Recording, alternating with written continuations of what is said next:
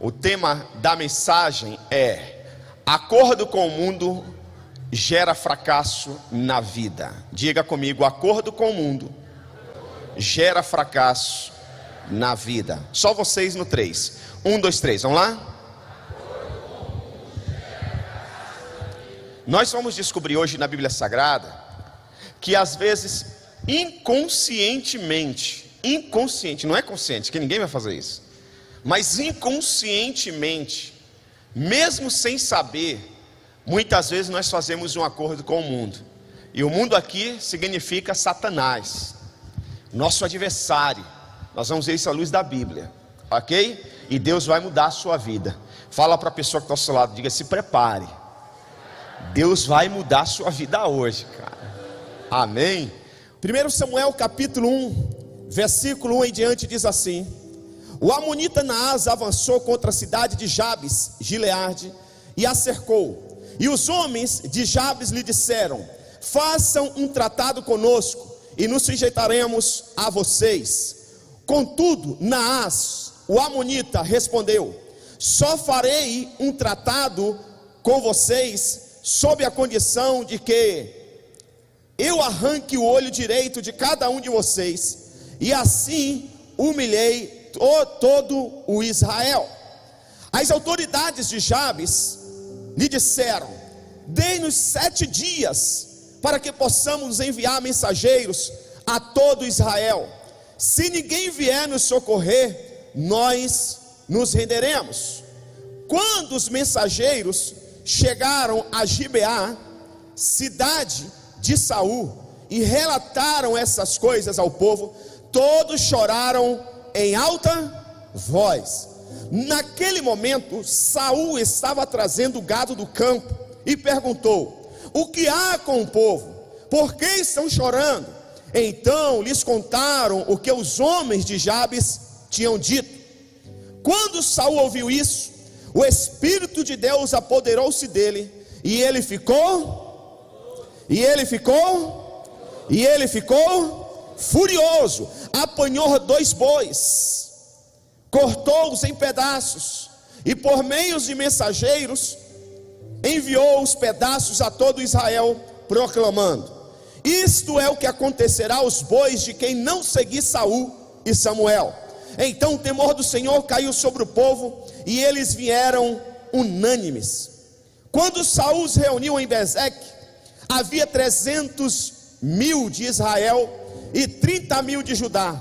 E disseram aos mensageiros de Jabes: diga aos homens de Jabes, Gileade: amanhã, na hora mais quente do dia, haverá libertação para vocês.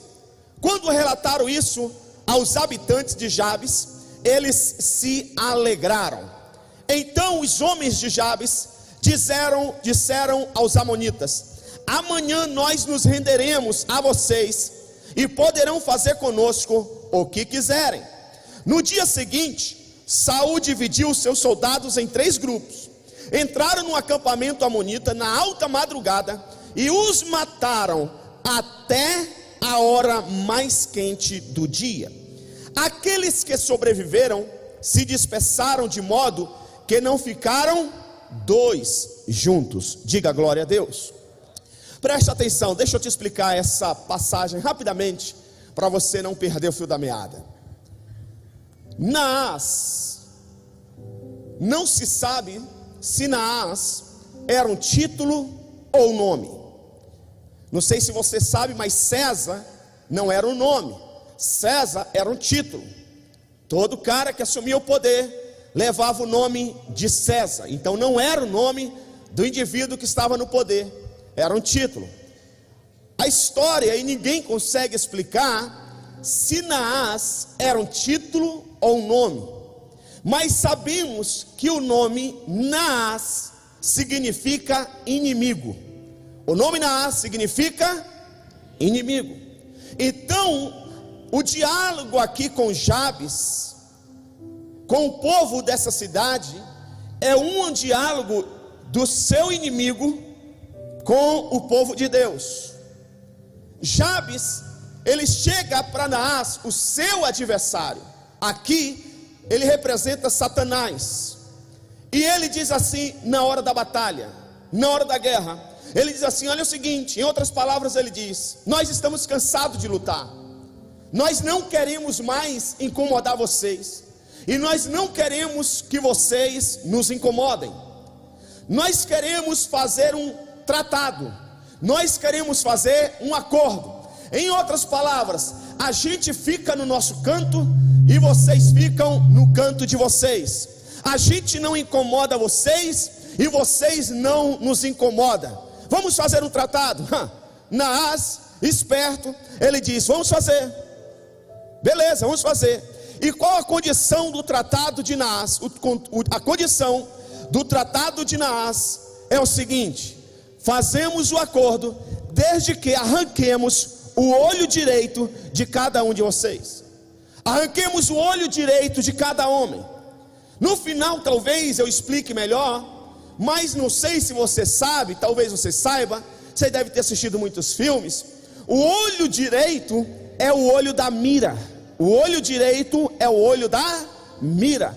Nessa época não se lutava com armas de fogo, era com arcos e flechas. O homem que ia para a batalha, ele tinha que segurar em uma das suas mãos, geralmente na mão esquerda, no braço esquerdo, o escudo. Ele colocava o escudo aqui, com o olho direito ele mirava e soltava a flecha. Sabe o tratado que Naás quer fazer com o povo de Deus? Ele está dizendo assim: nós vamos arrancar o olho direito de vocês, e vocês se tornarão inválidos. Vocês não vão guerrear nunca mais, vocês não vão ganhar nenhuma batalha, e assim nós vamos humilhar Israel. Só que Israel é a cidade de Deus, Israel é do povo de Deus, Israel é invencível. E Jabes diz: beleza, vamos fazer esse acordo, mas me dê 7 dias. Me dê 7 dias. E ele manda mensageiros percorrer toda Israel, povoados, cidades circunvizinhas, e pedir socorro. Por favor, Naás está aqui querendo nos derrotar. Nós não conseguimos mais lutar com Naás, então nós queremos fazer um acordo, e o acordo dele é arrancar o nosso olho direito. Quando os mensageiros chegam e contam para o povo de Israel, o povo começa a chorar. O povo entra em desespero. Só que choro, querido, não muda a vida de ninguém. Choro não muda a vida de ninguém. O que muda é atitude. O que muda é atitude. O choro é só pressão. O choro não muda a vida de ninguém. Olha aqui, deixa eu te falar, tem gente que chora pra caramba na igreja. Tem gente que vai na reunião de oração, chora. Tem gente que na hora do apelo chora, mas quando volta para casa continua com as mesmas atitudes, não reage. Você sabe que Deus, Ele odeia essa coisa só de blá blá blá, de aparência. Lembra daquela figueira, daquela árvore, que o Senhor Jesus estava passando com os discípulos, teve fome, e ele foi até a figueira, e chegando lá não tinha fruto. O que ele fez? O que ele fez? Gente, o que ele fez? Hoje de manhã eu indiquei para o auditório da manhã o seminário que a pastora Adriana faz aqui todo sábado. Todo sábado não, o segundo sábado de cada mês, para a gente entender de Bíblia, porque só no culto não dá para ensinar a Bíblia. Hoje de manhã eu perguntei um negócio aqui, ninguém soube responder. Então você tem que vir sábado, 3 horas da tarde, das 3 às 18, das 15 às 18, R$40 por mês. Você vai aprender sobre Bíblia, entendeu? Olha aqui, quando Jesus se aproxima da figueira e ele não encontra o fruto, ele amaldiçoa. Por que ele amaldiçoa? Se você ler o texto isoladamente, você vai dizer: que Jesus cruel, que Jesus, né, que os discípulos não entenderam. Os discípulos olharam para ele assim e disseram: que é isso, rapaz? Só porque não tinham fruto amaldiçoou. Os caras foram, e quando voltaram a figueira estava seca. Sabe qual o problema? Que se não tinha fruto, não tinha que ter folhas também. Jesus, se ele visse de longe que não tinha folhagem, ele não se aproximava, ele não perderia o tempo dele. Como ele viu a figueira cheia de folhagem, ele disse: tem fruto. Então era uma enganação aquela figueira, era perda de tempo ter ela. Você sabe que muitos de nós temos só folhagem. O nosso discurso, ele é muito bonito, ele é muito lindo, mas as nossas atitudes não condizem com o nosso discurso. A gente fala de Deus, fala em línguas estranhas, canta, dizima, oferta, faz um monte de coisa, mas na hora do vamos ver, nós estamos fazendo acordo com Satanás. Nós estamos fazendo acordo com o mundo. Então o povo chora, mas chorar não resolve o problema. Na verdade, o que Jabes precisava era de homens para guerrear. Jabes precisava de homens para ir para o campo de batalha. Não era de homem que ficasse chorando dentro de casa. Não era de homens que ficassem chorando na cidade, nas praças da cidade. Ele precisava de pessoas que arregaçassem a manga. E daqui a pouco chega Saul, rei Saul, o cara que foi tremendamente usado pelo diabo. Mas a Bíblia diz que quando Saul chega do campo com seus bois, o Espírito do Senhor, quem eu falei aqui? O Espírito do Senhor se apoderou de Saul. Ele ficou cheio do Espírito do Senhor e ele ficou furioso. Tem gente que acha que crente não pode ficar furioso. Tem gente que acha que pastor não pode ficar furioso. Tem gente que acha que se a pessoa é de Deus, ela tem que ser passiva, ela tem que ser mansa. Não, a Bíblia diz que Saul, ele ficou furioso. E ele pega a sua faca, o seu facão, sei lá, a sua espada, e corta os bois no meio, pá, pá, pá. E pega os seus mensageiros e diz: percorra todo Israel e diga que assim vai acontecer com os bois de quem não ouvir, quem não se juntar a Saul e Samuel, o profeta, o rei e o profeta. E aí ele diz, manda um recado para Jabes, diga: olha, diga para eles que amanhã, na hora mais quente do dia, nós vamos libertar eles. A Bíblia diz que quando Saul chega no campo de concentração, no ponto de encontro, ele encontra 300 mil só de Israel e 30 mil da cidade de Judá. Ou seja, rapidinho, ele levantou 330 mil homens para a batalha. Por quê? Porque o Espírito do Senhor, agora deixa eu te falar uma coisa, eu não sei se você sabe, se você não sabe, você pode aprender isso melhor no seminário teológico sábado à tarde. Mas no Antigo Testamento, e aqui nós estamos no Antigo Testamento, o Espírito do Senhor, ele não habitava no povo daquela época como habita em nós hoje. Na verdade, o Espírito do Senhor, ele vinha e voltava.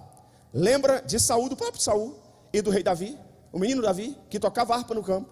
A Bíblia diz que quando o espírito maligno vinha sobre Saul e perturbava a vida de Saul, Davi, ele tocava a harpa e o espírito maligno se acalmava. Nem o espírito maligno ia embora da vida de Saul, e nem o Espírito de Deus ficava 100% constantemente, 24 horas na vida de Davi. Vinha e aí ele agia. No Novo Testamento, na nova aliança que é a nossa hoje, na época da graça, Paulo vai dizer que o nosso corpo é templo. Pensei que você ia dar glória a Deus, jogar essa cadeira para cima, ia fazer alguma coisa, aplaudir. Eu vou repetir outra vez, vou te dar outra chance. O apóstolo Paulo disse que o nosso corpo, quando a gente entrega a vida para Jesus, quando a gente nasce de novo, o nosso corpo se torna templo do...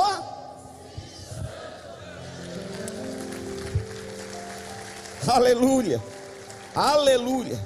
Agora preste atenção. Se o Espírito do Senhor veio sobre a vida de Saul, e ele fica furioso, e ele não faz acordo com o inimigo, ele vai para cima do inimigo. Você imagina o que eu e você, o que nós juntos, unidos, podemos fazer, não só com o Espírito Santo vindo, mas o Espírito Santo morando na nossa vida. Nós podemos ganhar não só uma cidade, não só na hora mais quente, mas todos os dias, todas as horas, nós podemos avançar contra os nossos adversários e resgatar as vidas, os perdidos lá das trevas e trazer para a maravilhosa luz do nosso Deus. Meu irmão, você não sabe, diga para a pessoa que está ao seu lado, você não sabe o poder que você tem. Nós não temos noção. Eu disse outro dia aqui que muitas vezes nós agimos como um elefante. Elefante é o animal mais forte da selva, mas ele consegue ser amarrado com um barbante. Quem já foi no circo antigamente sabe disso. O elefante é aquele trem forte. Os caras conseguem amarrar ele e deter ele com um barbante. Nós temos todo o poder. Jesus disse: todo o poder e toda autoridade foi me dado nos céus e na terra. E depois que ele disse toda autoridade foi me dado no poder, toda autoridade e poder foi me dado nos céus e na terra, ele disse: agora vocês vão e façam discípulos. Ele está dizendo, em outras palavras, eu estou transferindo esse poder, essa autoridade sobre a vida de vocês. E muitas vezes a gente está pregando a verdade como se estivesse pregando uma mentira. Tem muita gente por aí pregando a mentira como se estivesse pregando uma verdade. Nós temos algumas religiões que batem de porta em porta, vendendo revista. Eles pregam a mentira. Eles pegam um texto isolado da Bíblia Sagrada. Classificamos essas religiões como seitas. Eles são contra a doação de sangue. Eles são contra um monte de coisa que a Bíblia Sagrada diz que nós devemos fazer. Só que eles pregam a mentira como se estivesse pregando uma verdade. Eles acordam domingo cedo. Eles de 2 em 2 vão de porta em porta. Eles não têm programa de televisão e nem de rádio. Eles não fazem nenhum folheto. E o material que eles levam de casa em casa ainda é vendido. E eles não param de crescer. Por quê? Porque nós pregamos uma verdade como se estivesse pregando a mentira. Deixa eu te fazer uma pergunta. Ter Jesus na sua vida é bom demais, sim ou não? Sim ou não? Quem tem plena consciência que depois que entregou a sua vida para Jesus, a sua vida foi completamente transformada da água para o vinho? Olha que coisa linda. Quem aqui tem plena consciência e diz: pastor, se eu não tivesse encontrado com Jesus, se alguém não tivesse falado de Jesus para mim, se alguém não tivesse insistido comigo, talvez eu já estaria morto. Quem entende isso? Olha aí quanta gente. Agora deixa eu te falar uma coisa. Será que é só você que corria esse risco? É só você que corria esse risco? Será que o teu vizinho não está correndo esse risco agora? Será que teus colegas de faculdade não estão correndo esse risco? Será que o teu patrão, teu chefe, teu gerente, teu diretor não está correndo esse risco? Será que o seu colega de trabalho, de fábrica não está correndo esse risco? Será que o seu parente não está correndo esse risco? Existe uma urgência na evangelização. Não podemos fazer esse acordo com Satanás. Não podemos negociar com Satanás. Saul, ele toma essa decisão e ele vai para cima. Ele reage. Diga comigo, reage. Fala para o teu irmão que está ao seu lado, diga: reage, meu irmão. Reage. Ei, chega, parou, acabou o tempo de vir para a igreja com a Bíblia debaixo do braço, chegar aqui, encontrar ar-condicionado, igreja limpa, água fresca, cruzar os braços, levantar quando manda levantar, sentar quando manda sentar, ouve uma bela palavra depois do culto, come um lanche, vai na livraria, pega o carro bonito no estacionamento, e a vida continua a mesma coisa, e as pessoas morrendo diante da sua frente, e você não faz nada. Isso é negociação. Sabe o que nós falamos em outras palavras? Satã é o seguinte: o prostíbulo é seu, a balada é sua, o show lá é seu, o ponto de crack é seu, eu não vou lá, eu não mexo com você e você não mexe com a gente.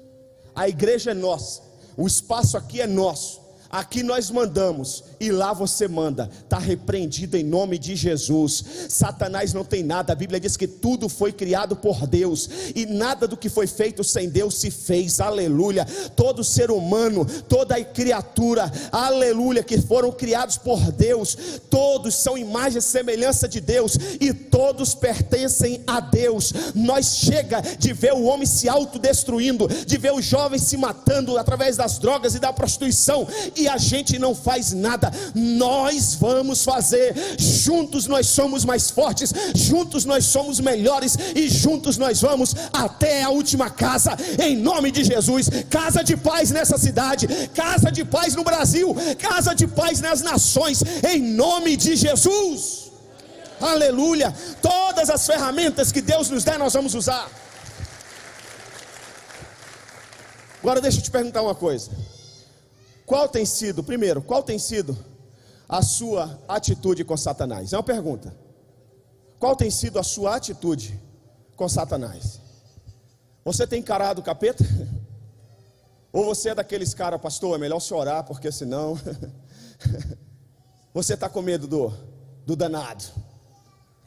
Tem algumas pessoas que têm medo até de falar o nome. Fala aquele pastor, o outro, ó,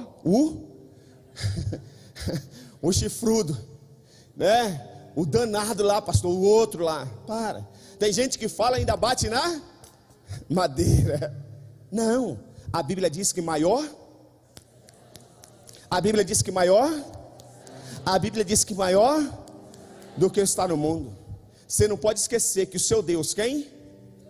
Quem? O seu Deus. Quando ele ressuscitou, Jesus Cristo, a Bíblia diz que ele foi lá no inferno. O inferno estava em festa, pensando que tinha ganhado a batalha.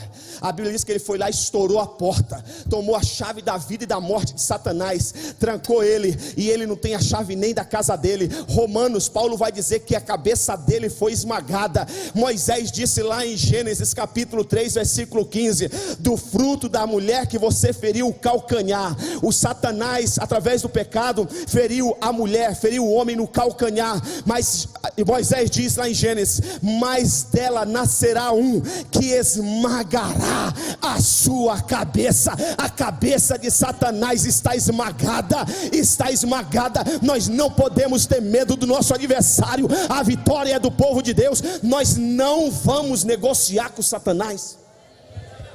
Nós não vamos. O amonita Naás avançou contra a cidade de Jabes de Gileade e a cercou. E os homens de Jabes lhe disseram, os homens, não foi um só: façam um tratado conosco e nos sujeitamos a vocês. Façam um tratado conosco e nos sujeitamos a vocês. Contudo, Naás, o amonita, respondeu: só farei, meu irmão, em um tratado, em uma negociação, aquele que reagir com fraqueza no primeiro momento, o outro reconhece que ele está agindo com fraqueza. Quando os homens de Naás pedem para fazer um tratado, quando os homens de Jabes pedem para fazer um tratado, Naás, que é esperto, ele já entende: os caras estão com medo. Os caras, como diz aí, os caras estão amarelando. Os caras estão pedindo água. Ele diz: opa, legal, já que estão pedindo água, eu vou para cima, eu vou arrebentar. Eu não vou pedir 7 anos de paz, eu não vou pedir a sua riqueza, eu vou pedir o seu olho direito, que nunca mais, não serão 7 anos somente, não serão só riqueza, nunca mais eles vão ganhar nenhuma batalha. E dessa forma a gente humilha Israel. Ainda bem que tinha um líder naquela nação, ainda bem que tinha Saul, ainda bem que ele deu lugar para o Espírito Santo de Deus. E a Bíblia diz que Saul, furioso, rasga o boi e manda mensageiro em toda Israel. Mateus capítulo 16. Satanás, ele é mestre em querer fazer tratados, ele é mestre em querer fazer acordo com a gente. Um dia Jesus reuniu seus discípulos e ele disse: quem diz o povo que eu sou? E os discípulos falaram: alguns dizem que tu és o profeta, outros dizem que tu és Elias. Ele disse: tá bom, galera, e vocês que andam comigo? Vocês que veem os milagres, vocês que oram comigo, vocês que comem comigo, para vocês quem eu sou? Os caras ficaram calados. O Pedrão, maluco, ele disse assim: tu és o Cristo? Tu és o Cristo? O Filho do Deus vivo. Vamos lá, Bíblia? Tu és o Cristo? Tu és o Cristo? A revelação foi tão precisa e tão profunda que Jesus disse: cara, eu sei quem você é pescador. Essa revelação não veio de carne nem, mas foi o Pai que revelou para você. Beleza, continuaram comendo o negócio ali e tal, comunhão, papapá. Daqui a pouco Jesus disse: cara, galera, é o seguinte, eu vou ter que morrer. Está muito legal o papo com vocês, nossa caminhada, nossa jornada aqui está muito bacana, mas é necessário que o Filho do Homem morra. Mas ao terceiro dia ele vai ressuscitar. O cara que foi extremamente usado por Deus 5 minutos atrás, que recebeu uma revelação profunda, ele chega para Jesus, chama de canto, diz: mestre, é o seguinte, espera aí, deixa eu te falar, o Senhor é o Cristo, o Filho do Deus vivo, o Senhor não pode morrer, nem que eu tenha que morrer no seu lugar, o Senhor não pode. Olha a resposta de Jesus. Satanás está querendo fazer negociação. Olha a resposta de Jesus, Mateus 16, 23. E Jesus virou-se e disse a Pedro: obrigado, cara, você é gente boa demais, você está querendo livrar a minha cabeça, você está querendo me livrar da cruz. Cara, eu vou pagar um McDonald's para você, bicho. Vamos fazer um churrascão legal. Você é amigo. O que Jesus diz? Vamos ler juntos no 3? 1, 2, 3. Outra vez. Você sabe que a gente recebe essa proposta sempre. Rapaz, você está muito na igreja. Terça-feira agora, Tadeu, você vai vir de novo. Mas ontem você já fez casa de paz. Você hoje de manhã já veio aqui cantar. Você vai vir à noite de novo. Amanhã você vai vir no Vida Cristã. Amanhã você vem no discipulado de casais na rocha.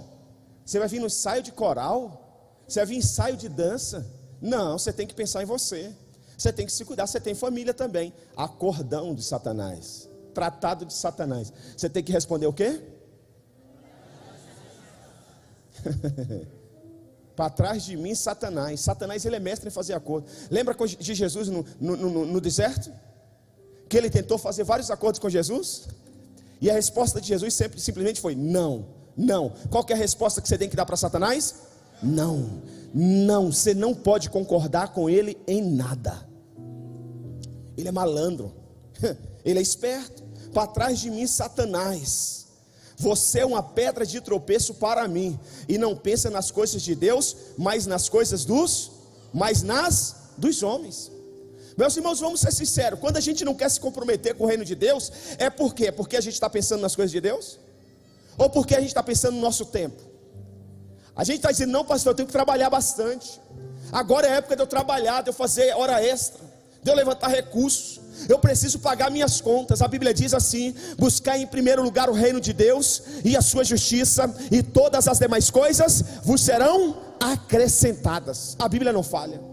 Não estou falando que você não deva trabalhar, mas a Bíblia diz lá em Eclesiastes que há tempo para todas as coisas. Deus te dá o tempo de trabalhar, de levantar os recursos. Deus te dá o tempo de estudar. Deus te dá o tempo de descansar. E Deus te dá o tempo também de você fazer a obra dele. Igreja não são essas quatro paredes. Igreja é você. É a gente que faz a coisa acontecer. É a gente. Nós precisamos entender isso. Segunda coisa: tem a mesma atitude de Cristo. Tem a mesma atitude de Cristo. 1 Samuel, capítulo 11, versículo 3 a 6, diz assim: as autoridades de Jabe lhe disseram: dê-nos 7 dias para que possamos enviar mensageiros a todo Israel. Se ninguém vier nos socorrer, nós nos renderemos. Quando os mensageiros chegaram a Gibeá, cidade de Saul, e relataram essas coisas ao povo, todos choraram em alta voz. Naquele momento, Saul estava trazendo gado do campo e perguntou: o que há com o povo que estão chorando? Aí vem aqui: o que há com o povo que estão chorando? Então lhe contaram que os homens de Jabes tinham dito. Quando Saul ouviu isso, o Espírito de Deus apoderou-se dele e ele ficou mansinho. E ele disse assim: irmãos, a gente é assim mesmo, é melhor entregar o olho direito. Eu já ouvi tanto isso, pastor. O povo de Bragança é assim mesmo. Lembra quando cheguei aqui? Quando eu cheguei aqui, muitos irmãos dedicados, por isso que a igreja já estava aqui quando eu cheguei, aqui na cidade que eu falo, não nesse espaço físico. Muita gente dedicada, mas ainda faltava avançar. Faltava, às vezes, em algumas áreas, ampliar a visão. Aí eu chegava na igreja na hora do culto, ou antes de começar o culto, tinha um pano de chão e um rodo no meio da igreja. Mas meu irmão, pastor, aqui é assim mesmo. Era assim até eu chegar, em nome de Jesus. Agora vai ser diferente. E tudo isso aqui é só o começo. Quando eu cheguei, as diaconisas, muito bem dedicadas, se arrumavam, se periquetavam toda, passavam creme na mão. Aí chegavam antes do culto, tinha que mexer com rodo, com pano de chão, limpar banheiro. Eu falei: isso vai acabar em nome de Jesus. Deus vai nos dar condições de contratar a empresa para limpar essa igreja. Essas mulheres têm que vir para a igreja adorar a Deus. E adorar a Deus bonita, cheirosa, limpa. Não com a mão de pó, não com a mão de produto de limpeza. Aí aos pouquinhos nós fomos avançando. Que isso? Fazer acordo com Satanás? Nada. Você tem que avançar. Pense grande que você vai longe. Pense grande que você vai longe. Quando Saul, o Espírito de Deus apoderou-se dele, e ele ficou o quê? Furioso. Fala para o teu irmão: irmão, você tem que ficar furioso. Mas fala para ele: não é comigo não, é com Satanás. Tem homem que fica furioso com a esposa. Tem mulher que fica furiosa com o marido. Não, é com Satanás. Ficou furioso, partiu para cima. Meu irmão, deixa eu te falar. Olha a oração de Jesus. Isso aqui é uma oração sacerdotal. É uma prestação de conta e uma oração intercessória. Jesus, João capítulo 17, Versículo 20 a 23 ele diz assim: minha oração não é apenas por eles, rogo também por aqueles que creram em mim, por meio da mensagem deles, para que todos sejam um, Pai, como tu estás em mim e eu em ti. O desejo de Deus é que todos nós sejamos. Qual que é a missão da igreja agora? É casa de paz? Eu estou dentro. É ganhar almas? Eu estou dentro. Unidade, isso é unidade. Qual que é a próxima estação agora? É cuidado? Vamos cuidar de todo mundo. Dia 27 tem batismo, vamos até a última casa, vamos batizar todo mundo. Qual que é agora a missão? Tadel? Vamos para o Tadel. Qual que é a missão? É ser líder de célula? O que eu preciso fazer, pastor, para ser líder de célula? TLC? Vamos fazer o TLC. Quando vai ser? Que horas? Deixa eu te falar. Quem chegou depois não sabe, irmão. Às vezes a gente pega o bonde andando. E é bom pegar o bonde andando. Mas deixa eu te falar. Quem está comigo aqui desde 2010, teve um período que a liderança da igreja, quem queria crescer, chegava, se eu não me engano, era 7 horas da manhã do domingo. Era isso, pastor Sônia? 7 horas da manhã para estudar sobre liderança. Nós ficamos 1 ano nessa pegada. Primeiro, nós não vamos querer crescer não, nós vamos aprender sobre liderança, nós vamos estudar sobre Bíblia, nós vamos crescer junto. Vinha todo mundo, vinha ou não vinha? A gente não tinha o equipamento que a gente tem hoje para imprimir os materiais. Às vezes a gente ficava a noite toda para imprimir uma apostila. Não sei quem está aí dessa época, o Felipe e tantos outros aí, a Axa, ficava, né? A máquina quebrava, e a gente arrumava, sujava todo, para fazer uma apostila. 1 ano, não foi isso? Nessa pegada, estudando. Aí depois a gente, agora é hora da gente pôr a mão no arado, vamos para cima. E Deus começou a mandar crescimento. Irmãos, essa pegada a gente tem que continuar. Às vezes você olha essa igreja grande, se o auditório da manhã tivesse aqui, talvez ficaria pessoas em pé. Aí você diz assim, essa é uma estratégia de Satanás. É uma negociação, é um acordo que ele faz com muita gente. Tem muita gente servindo. Uma igreja grande, eu não preciso fazer nada não. Aí ele chama você para um acordão. Você pode faltar hoje. Você pode ficar mais tempo no shopping. Você pode passear mais tempo. Você pode ir para casa de praia. Ele faz um acordão com você. É mesmo, você merece. Eu trabalhei a semana toda, só eu vou faltar. O pastor nem vai perceber. Imagina se ele consegue esse tratado com 100 neguinhos. Imagina se ele consegue esse tratado com 200 neguinhos. Ele diz assim, não, tem muita gente para servir, só eu vou faltar no diaconato hoje. Ele fala para uns 10, como fez a semana passada. Estratégia de Satanás, querido. Você não vai ouvir a voz de Satanás, você vai ouvir a voz de Deus. Você vai ouvir a voz de Deus. Olha aqui, que eles sejam um, Pai, como tu estás em mim e eu em ti. Que eles também estejam em nós, para que o mundo creia que tu me enviaste. Dê-lhes a glória que me deste, para que eles sejam, olha a proposta de Deus. Até o céu está festejando, caindo coisa aqui. Essa igreja moderna, tecnologia. Olha aqui. Para que Deus dê a glória que me deste, para que eles sejam. Sabe o que significa a glória aqui?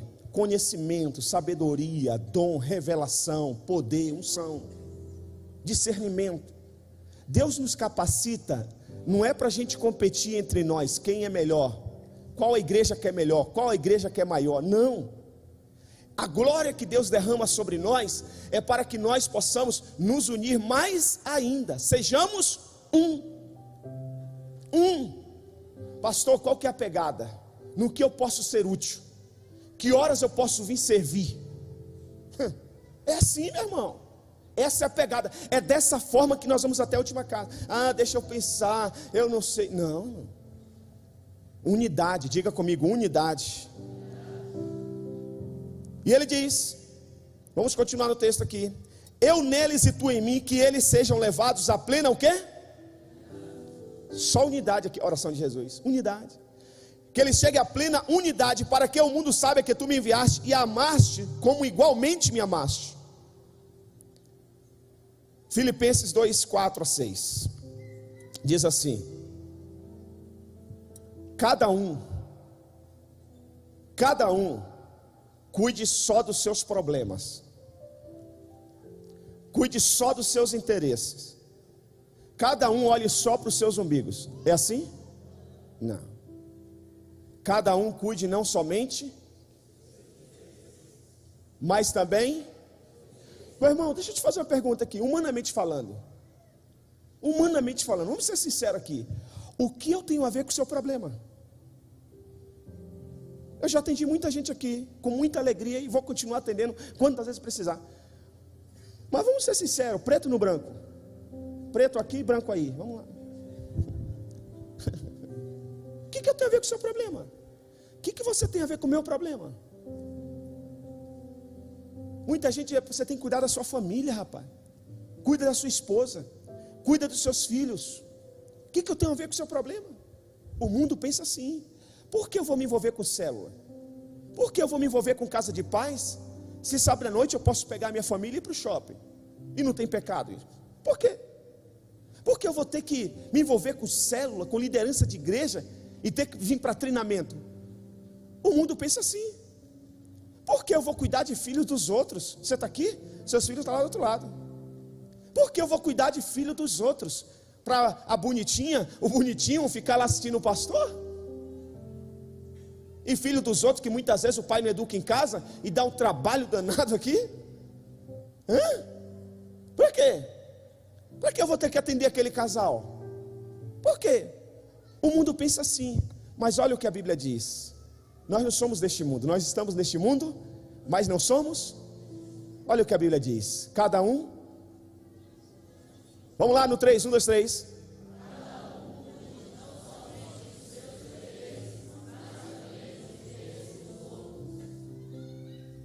Então a gente se envolve porque a gente está seguindo a ordenança do Senhor Jesus.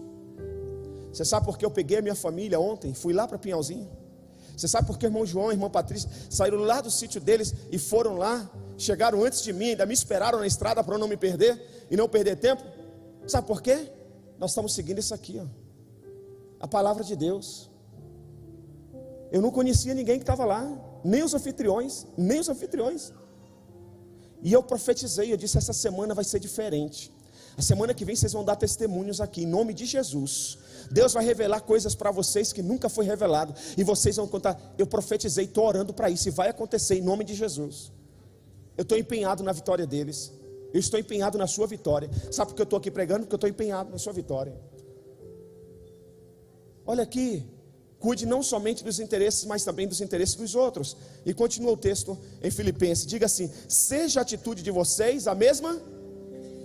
Seja a atitude de vocês a mesma do seu amigo, dos seus colegas. Não, a mesma de quem, embora sendo Deus, não considerou o que ser igual a Deus era algo que deveria apegar-se. Ele abriu mão, querido, de que ser Deus. Você pode abrir mão do que por amor às vidas? Você pode abrir mão do que por amor às pessoas? Você pode abrir mão do que? 3 e penúltimo. Seja Não, mas faz cara feia aí, faz aí, furioso, cara de furioso. Vai lá e fala aí pro irmão, faz uma cara de furioso aí, João. Fala aí, vamos lá. Fala para a pessoa que está ao seu lado. Seja furioso com Satanás. Só não faz cara de endemoniado, faz furioso, vamos lá? Você já viu a história da igreja, a igrejinha, que era próximo um sambódromo? Diz que a igrejinha próximo ao sambódromo, aqueles crentes fervorosos, glória a Deus, aleluia, igreja lotada. Aí no dia do carnaval, na noite Y do carnaval, todo mundo fantasiado, indo para o carnaval, passava na frente da igreja. Deu uma chuva, maluco, uma tempestade de repente. Os carnavalescos não tinham para onde correr, correram para onde? Para a cobertura da igreja. E veio uma turma fantasiada do diabo. Conforme os caras iam entrando para fugir da chuva, os crentes foram saindo pela outra porta, com medo de Satanás. E só ficou uma senhora em cima da cadeira de roda. Largaram a senhorinha lá, crente, e ela foi puxando a cadeira de roda para o fundo da igreja, foi puxando, e encostou ela na parede. Quando o capeta fantasiado encostou nela, ela disse: Senhor Satanás, todo mundo que correu aqui fala mal do Senhor, só eu defendo o Senhor.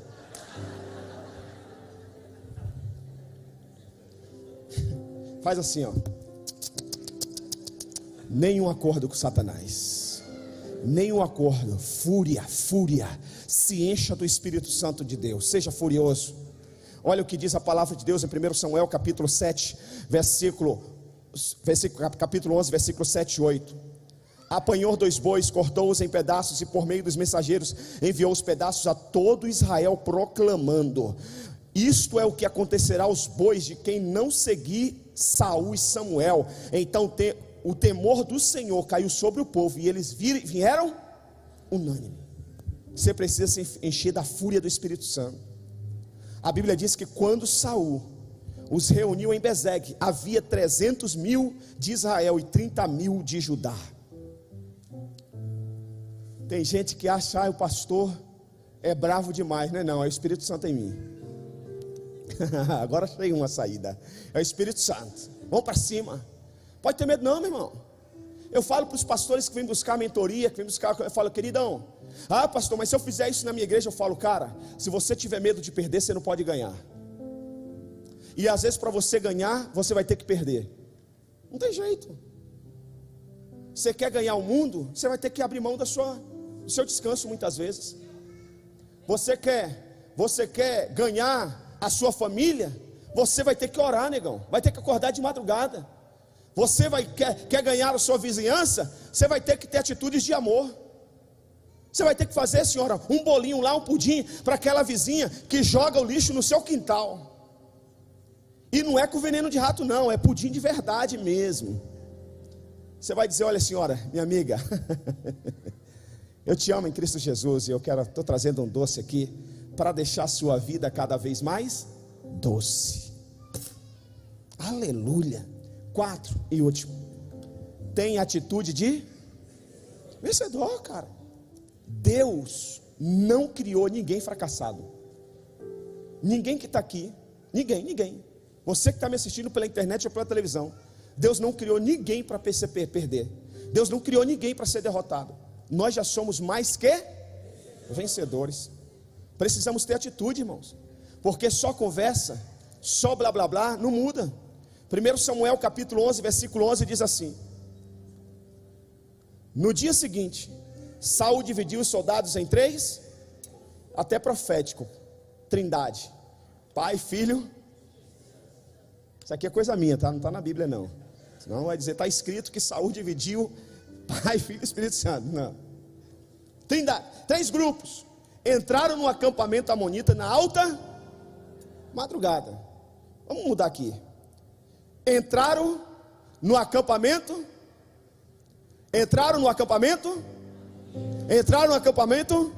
Não.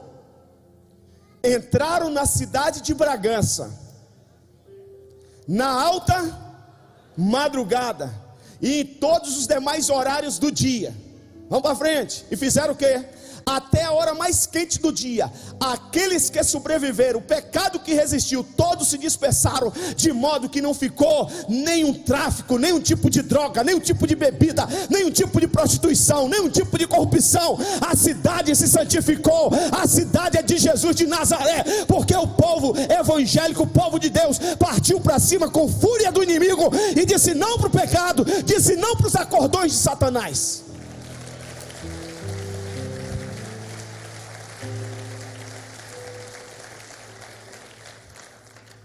E para encerrar, eu quero compartilhar com você 2 histórias. A primeira está em 2 Reis, capítulo 13, versículo 14 a 19. Se você está anotando, anote. Preste atenção nessa história. Quem já ouviu falar da Síria? Quem já ouviu falar da Síria, da nação? Quem já ouviu falar da Síria? Está em guerra, miséria total, desgraça, criança morrendo, governo um carrasco. Vamos ver aqui. Ora, Eliseu estava sofrendo da doença na qual morreria. Eliseu, ele era o quê? Eliseu era o quê? Você sabe que um monte de gente fala mal de pastor, mal de igreja, mas na hora que o calo aperta, vem atrás de quem? Cara, não liga não, deixa falar.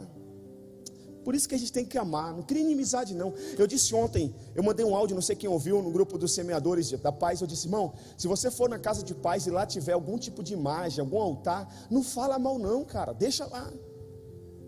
Fala aquilo que a gente tem, Jesus. Fala de Jesus, fala do Espírito Santo, que a Bíblia diz que é o Espírito Santo que convence o homem do pecado. Não se incomoda com a imagem de ninguém não, cara, deixa lá, deixa lá. E o Espírito Santo vai fazer a obra, amém? Fique tranquilo. Às vezes a gente quer se importar com coisas que para nós não tem significância. Olha aqui, ora Eliseu estava sofrendo da doença da qual morreria. Então Joás, rei,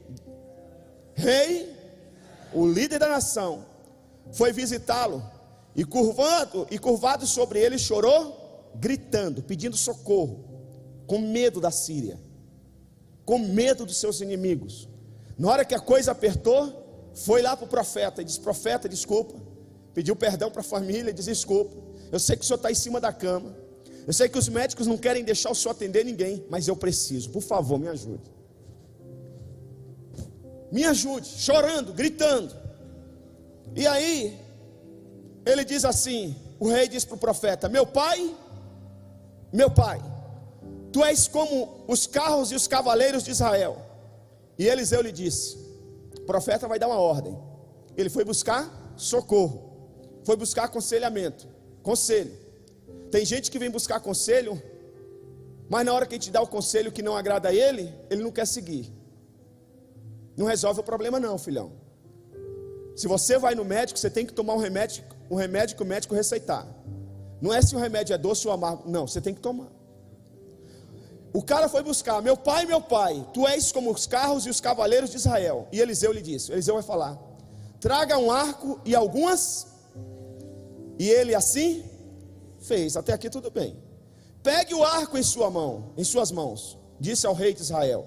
Quando pegou, Eliseu pôs as suas mãos sobre as mãos do rei. Ele deu cobertura espiritual, ele deu autoridade, ele deu poder. Já que você está vindo buscar, toma. Que o profeta estava doente, não estava morto, a unção estava nele. Ele disse,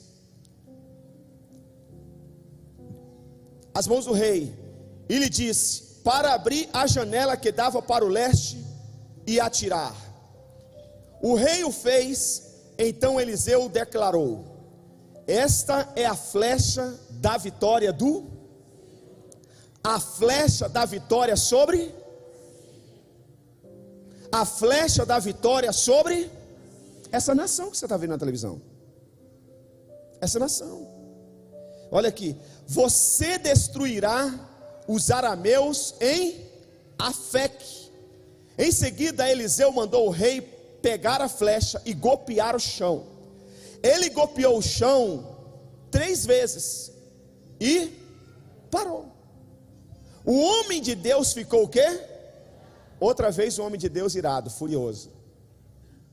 Você deveria ter golpeado o chão 5 ou 6, então iria derrotar a Síria e destruiria o quê? Mas agora você derrotará somente. Coitado. Meu irmão, deixa eu te falar. Deus não vai te pedir nada sem que antes Ele te capacite para fazer o que Ele pediu. Você sabe por que Deus pede 10%? Ele não pede 10% do que você não tem. Ele pede 10% de tudo que Ele confiou em suas mãos.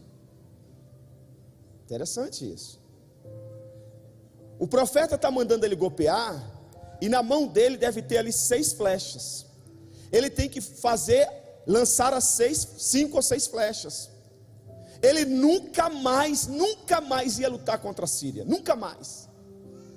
Mas ele só fez 3 tentativas. Ei, Deus está mandando você lutar mais uma vez pelo seu casamento. Deus está mandando você lançar mais uma flecha por amor ao seu filho. Deus está mandando você dar mais uma chance para aquela pessoa que pisou na bola com você. Use todas as flechas que você tem na sua mão. Não desista facilmente, em nome de Jesus. Não desista. Tente mais uma vez. Fala para a pessoa que está ao seu lado. Tente mais uma vez.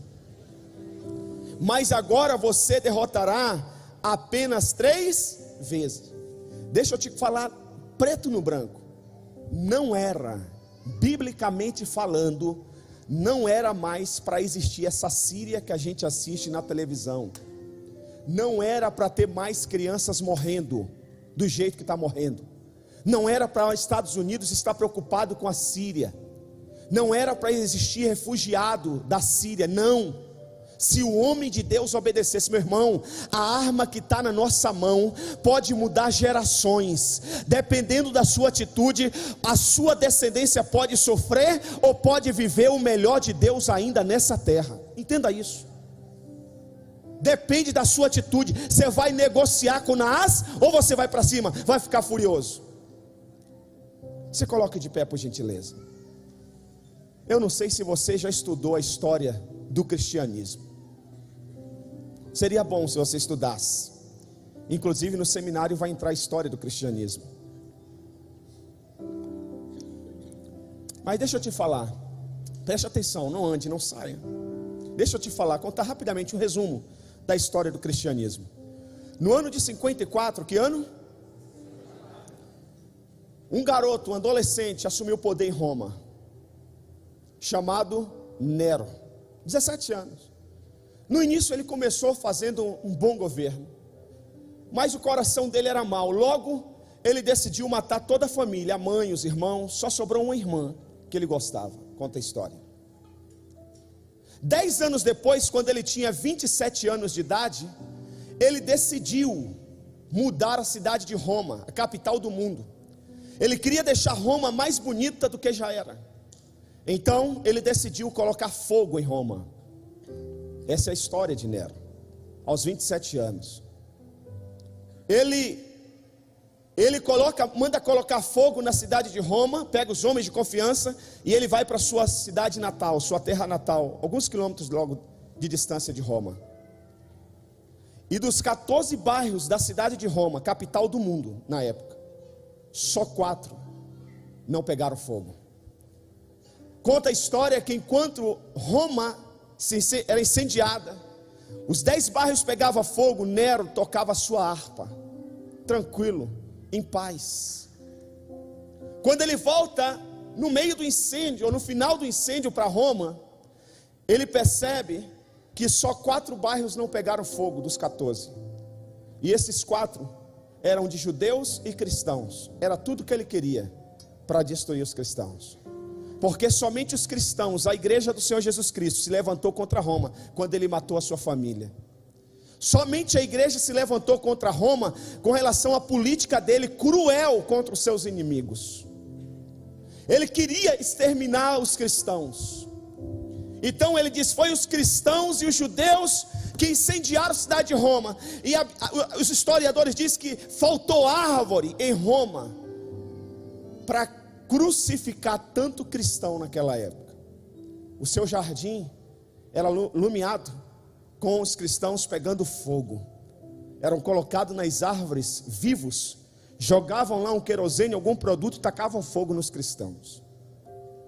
Nero sai do poder, chega Vespasiano. Vespasiano fazia parte da equipe de Nero. Foi ele que foi lá na Grécia buscar dinheiro emprestado, e depois Nero não quis pagar o dinheiro da Grécia, e Vespasiano depois assume o poder na morte de Nero. Vespasiano decide destruir o palácio de Nero, e ele diz: vamos construir uma quadra para as crianças que sobreviveram ao incêndio. Mas no meio da construção ele muda de ideia, ele diz: não, vamos construir uma arena, vamos construir o Coliseu, como se fosse o Maracanã dos nossos dias atuais. Construção e o centro de show mais moderno da época. A história conta que a inauguração, a festa de inauguração do Coliseu durou 100 dias. E nesses 100 dias, mais de 10.000 cristãos foram lançados às feras. Todo dia, na festa, cristãos eram lançados às feras. No total, mais de 10.000 morreram. Só que houve uma reunião no inferno. Deixa eu te contar. Satanás fez uma reunião, porque cada vez que matava um cristão, nascia mais 5, mais 10, mais 20. E Satanás estava preocupado e disse: cada vez que a gente mata o cristão, em vez de diminuir, eles se multiplicam. E ele disse: me dê uma estratégia de que forma a gente pode parar a igreja de Jesus Cristo. de que forma a gente pode parar a igreja daquele homem. E ninguém falava nada, um capetinha muito simples. Lá no final da mesa ele disse: mestre, eu tive uma ideia, mestre. Ninguém deu atenção, mas como ninguém falava, ouviram o capetinha mais simples, mais humilde lá do inferno. Aí o cara, ele falou: fala, capetinho. Ele disse: é o seguinte, mestre, outro dia os soldados romanos estavam nas ruas de Roma, e um cidadão romano ficou endemoniado, ficou possesso. Um de nós entrou no homem, e ninguém conseguia, os soldados romanos não conseguiam resolver o problema. Pegaram aquele homem e levaram para um discípulo daquele lá de cima, mestre. E quando o homem chegou na casa dele, mestre, na hora o homem ficou curado. Ele disse: sim, capetinha, e aí, o que aconteceu mais? Ele disse: mestre, quando os soldados romanos foram embora e aquele homem foi embora, eu fiquei na casa daquele crente. E eu peguei a espada e coloquei na garganta dele, no pescoço dele, e eu disse: ou você nega esse seu Deus ou morre. Aí o homem disse: mestre, não, eu tenho família, eu tenho contas para pagar, eu tenho filhos, eu não posso morrer. Você não pode me matar, eu preciso sobreviver. Mestre, mas eu insisti. Eu disse: a única maneira de você viver, sobreviver, é você negando o seu Deus. Ele disse: mas eu não posso. Então você vai morrer. E eu mantive a espada na garganta, no pescoço dele, mestre. E ele disse: tá bom, então eu nego. E aí eu disse para ele: repete comigo: Jesus Cristo não é o Senhor. E ele repetiu: mestre, Jesus Cristo não é o Senhor. E o que mais? Mestre, eu falei para ele, diga assim: eu nego a existência de Deus. E ele repetiu: mestre, eu nego a existência de Deus. Mestre, eu estou um mês seguindo o cara. Depois daquilo ele não ora mais, ele não jejua mais, ele não lê a Bíblia, ele não teve mais coragem de falar do Deus dele para ninguém. Mestre, essa é a fórmula para a gente acabar com a igreja. O inferno fez festa, soltou fogos, e saiu uma sentença, uma ordem do inferno: mandem os crentes cuidar da vida deles, mandem eles sobreviverem, porque na sobrevivência eles não vão ter tempo para fazer nada. Eles não vão orar de madrugada, eles não vão evangelizar, eles não vão fazer casa de paz, eles vão faltar aos cultos. Mestre, essa é a saída.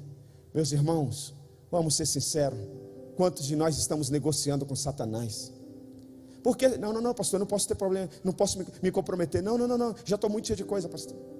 Não, pastor, vai bagunçar minha casa, célula, casa de paz, não, nós estamos negociando, querido. E para encerrar e a gente orar, deixa eu contar a história que está contida em Marcos capítulo 5, versículos 22 a 23, desse homem aqui, Jairo. A filha dele vai ao médico e descobre que tem uma doença. Volta ao médico de novo, e o médico dá um diagnóstico mais sério. Na terceira tentativa o médico diz: é melhor voltar com a filha para casa, que ela vai morrer. Ele deu 3 flechadas, a filha ia morrer. Ele disse: não, mas eu ainda tenho mais 3. Ele volta para casa, deixa a filha com a mãe.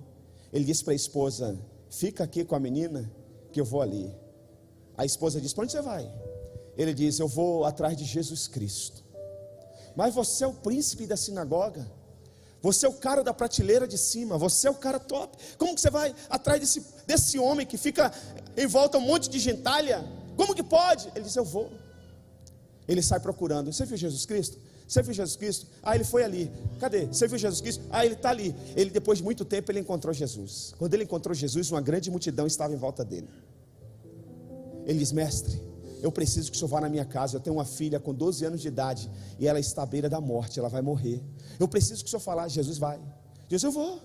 Quando Jesus está caminhando e aquela multidão em volta, e Jairo do lado dele chorando, clamando, lançando mais uma flecha, alguém toca em Jesus. É uma mulher que tinha um fluxo de sangue há 12 anos, uma hemorragia. Ela saiu de casa crendo, ela disse: se eu tocar nesse Jesus, eu vou ser curada. E ela enfrenta toda a multidão. Ela está debilitada, ela consegue enfrentar toda a multidão. Ela toca em Jesus, algo que não podia. Ela nem podia estar no meio da multidão, porque pela lei da época, como ela estava com hemorragia, ela não poderia sair de casa. Ela tinha que ficar fora da cidade. Ela era considerada uma mulher maldita. Mas todo o dinheiro que ela já tinha gasto com os médicos, e não estava melhor, só ficava pior. Ela disse: se eu ficar eu vou morrer, se eu for eu posso ser curada. Ela vai. Quando a mulher enfrenta a multidão e toca em Jesus, Jesus para a multidão. Ele diz: alguém me tocou. Pedrão outra vez diz: Senhor, o senhor está pirado? Olha a multidão em sua volta, todo mundo está te tocando. Como que o senhor pergunta quem te tocou? Ele disse: não, Pedro, você não está entendendo.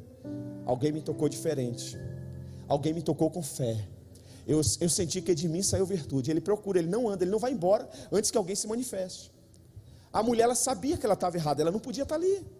Ela podia ser apedrejada. Jesus poderia mandar apedrejar aquela mulher. A lei dizia, a lei de Moisés falava isso. A mulher, com muita timidez e com muito medo, ela fala: mestre, fui eu. Deixa eu falar uma coisa para o senhor. E ela começa a contar a história dela, devagar, com fraqueza. E Jairo fica desesperado. Jairo diz: a minha filha está morrendo, Senhor. Minha filha está morrendo, o senhor precisa ir logo.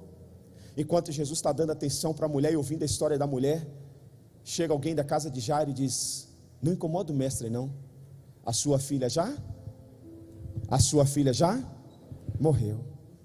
Jesus está conversando com a mulher, mas está com o ouvido ligado também em Jairo. Um olho na mulher e o outro olho em Jairo. Você está aqui em uma reunião coletiva, mas Deus está de olho exclusivamente em você. Deus conhece a sua dor. Deus sabe do seu problema. Você que está me acompanhando pela internet pode estar do outro lado do Brasil, do outro lado do oceano. Deus conhece o que você está passando. Deus sabe o que você está vivendo. Você que está me assistindo pela televisão, Deus sabe, Deus te conhece. Ele está conversando com a mulher, mas está ligado em Jairo. Quando alguém chega e diz: Jairo, não incomoda o mestre que tua filha morreu, Jesus diz: Jairo, não tema, somente creia. Só creia. Depois que ele termina de dar atenção para a mulher, ele continua para a casa de Jairo. Chega na casa de Jairo, ele manda todo mundo sair. Os incrédulos, aqueles que estão sem o olho direito, aqueles que fazem acordão com Satanás. A vida é assim mesmo, pastor. Quem não tem dívida nesse mundo? Todo mundo tem dívida. Quem nunca pecou, que atire a primeira pedra. Os acomodados usam esse texto. Quem não tem pecado, pastor? Todo mundo falha. O senhor também tem erro. Alguém um tempo atrás veio para cima de mim com uma dessas aí. Fui corrigir o cara e ele disse: pastor, quem não erra? O senhor também, o senhor não é perfeito, o senhor tem erro. Eu ministrei sobre a vida dele. Hoje está pagando um alto preço. Falei: vem com essa para cima de mim, negão. Você não muda não? Você vai ver, está pagando um alto preço. Olha aqui, deixa eu te falar. Jairo tira os que fazem acordo com Satanás. Ele entra, ele, a mãe, os pais da menina e os discípulos. Ele diz: Talita cumi, levanta-te. Menina, levanta-te. A menina, ele leva a menina aos pais, manda dar comida e ele vai embora. Depois que todo mundo foi embora, Jesus e os discípulos, Jairo está cansado, teve um dia exausto. A mulher de Jairo toma um banho, põe o pijama e vai para a cama deitar. Jairo, por último, toma banho, a menina já está dormindo. Ele coloca um roupão, está passando pelo corredor, decide entrar no quarto da sua filha. E como um bom pai coruja que deveria ser, ele vai tentar sentir a respiração da sua filha. Quem é pai sabe que os pais fazem isso. Coloca a cabeça assim, vê se está respirando, dá uma ajeitada no cobertor da menina e vai para o quarto da mãe. Jairo era príncipe. Jairo era o quê? Ele tinha muito dinheiro. Você imagina o tamanho da cama de Jairo. Deveria ser king? Jairo toma um banho. A esposa já está cochilando. Ele acha que ela está cochilando. Ele deita naquela cama linda, cheirosa, gostosa. A esposa dele percebe que ele deitou. Ela se vira para ele, vai se aproximando de Jairo, e diz: Jairo, você sabe que eu te amo, eu já te falei isso. Mas deixa eu te falar uma coisa, Jairo. Era para nesse momento eu estar velando a nossa filha aqui. Era para eu estar cozinhando para um monte de gente, fazendo café, chá, biscoito de maisena, um monte de coisa. E amanhã, Jairo, a gente ia no cemitério, ia ter lá um buraco, ia colocar a nossa filha e o nosso sonho, a nossa alegria, a nossa felicidade, ia embora. Mas deixa eu te falar, Jairo, por causa da sua atitude, em vez da morte reinar no nosso lar, hoje está reinando a vida. A nossa filha está viva. Muito obrigado, Jairo. Eu te amo, Jairo. Você é o homem da minha vida, Jairo. E a gente tem que parar a história aqui, porque depois deve ter sido um love danado. Deixa eu te falar. O que você vai levar para os lares?